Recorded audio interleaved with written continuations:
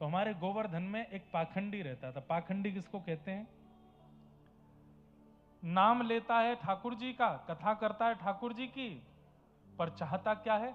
धन अर्जन करना और लोगों को अर्जन करना, भीड़ अपने पीछे लगाना। तो वो क्या करता था? लोग दर्शन करके आते थे गिरिराज जी, गोवर्धन नाथ जी का, श्रीनाथ जी का, और उनकी वाणी सुनकर के,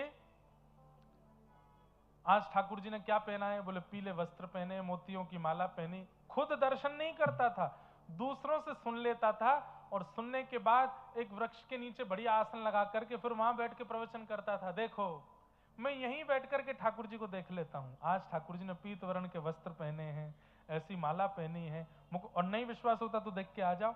2-4 लोग देख के आते, आके कहते अरे बाबा सही बोल रहे हैं, बिल्कुल यही वस्त्र हैं।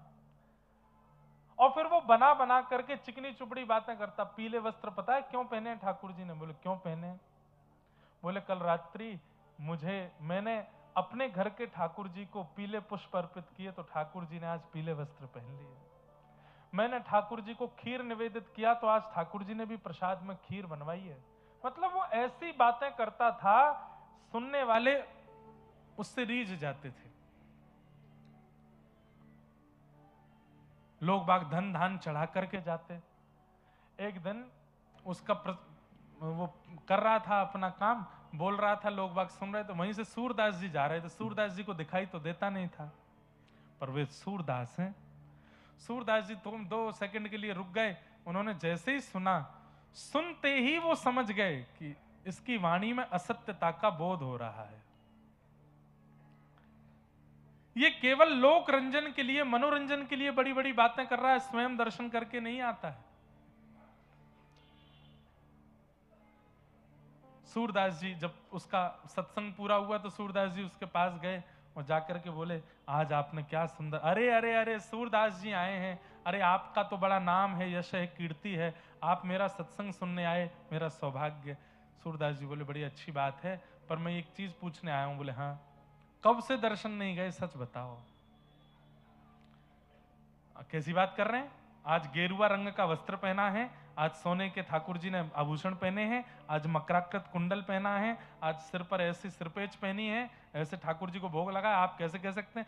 बोले मैं वही कह रहा हूं, मेरे पास नेत्र नहीं है और कोई यह सुन भी नहीं रहा, मैं बस तुमसे पूछ रहा हूं, सही सही बताना, तब से नहीं गए दर्शन? कल गया था शाम को,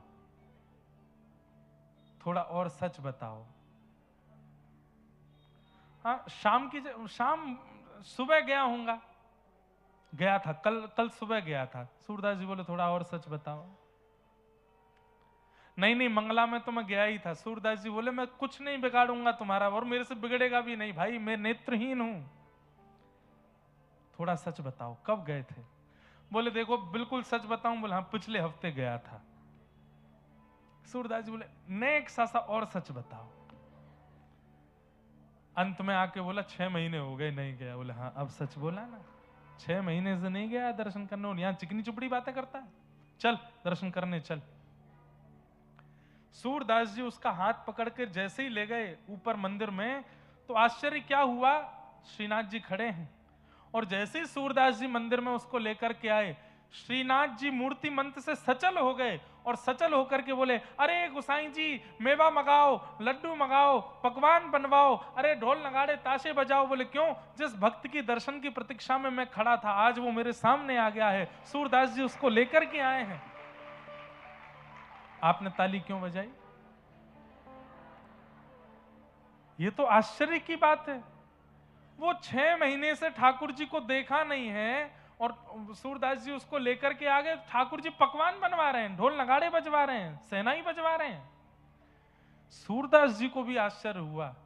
सूरदास जी बोले जय जय, जे 6 महीना ते आपके दर्शन नहीं किए जाने, उल्टी सीधी नीचे बस सुनी सुनाई बातन ने बोलते रहे, आपके कभी चरणन में नहीं आए हो, आपको कभी प्रेम भर के आने देखो नहीं, केवल धन कमावे को जरिया बना लियो है, और आप यहाँ के द्वार पे आते ही कह रहे हो कि मैं यहाँ के दर्शन के काजे व्याकुल है रो।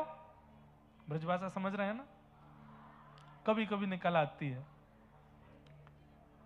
आप कह रहे हैं यहाँ के दर्शन के काजे आप व्याकुल है रो, कैसी बात कर रहे हो? ठाकुर जी बोले, सूरदास सही पूछो तो मुंह तो या को नामू नहीं पतो, मैं तो या को जानू भी ना हूं। मेरे मन में तो केवल ये आई, जाकू सूरदास पकड़ करके ला रहा है वो सामान्य नहीं होगा, वो कोई अति श्रेष्ठ ही होएगो, वो कोई कोई कोई अति अति श्रेष्ठ ही होगा। यामारे में पकवान बनवा रहा हूं, यामारे में सेनाई ढोल नगाड़े बजवा रहा हूं, क्या सिद्ध हुआ? आपकी योग्यता नहीं है, आपकी क्षमता नहीं है। लेकिन कोई परम रसिक यदि रीझ गया आपसे और उसने आपका हाथ पकड़ लिया तो ठाकुर जी अपने सहजता में आ जाते हैं और ठाकुर जी के मन में आ जाता है, या मुझसे मत मिलवाओ, मैं यहां से मिलूंगा। क्यों? क्योंकि इन्होंने इसका हाथ पकड़ लिया है।